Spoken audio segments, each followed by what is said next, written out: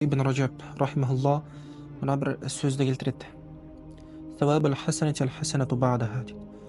Сенің бір жақсылықты жасауыңның сауабы келесі бір жақсылыққа жолыңның ашылуы дейді. Сен мысалға бір жақсылық жасайсың, және де Алла тағала саған соның сауабы ретінде осы дүниеде саған келесі бір жақсылықтың жолын, соның есігін ашып қояды.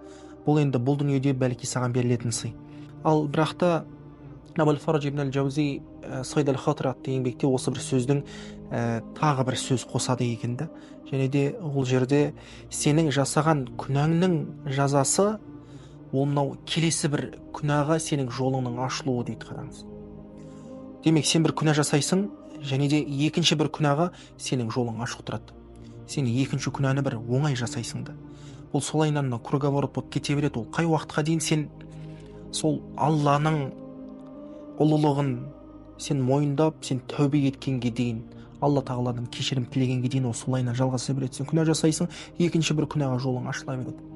Ал жаңағыдай сенің күнәңнің екінші бір күнәға жолы ашылмас үшін сен сол күнәға қайта оралмауыңа Алла тағалаға уәде беріп, сені шын жүрекпен тәубе етуің керек екен.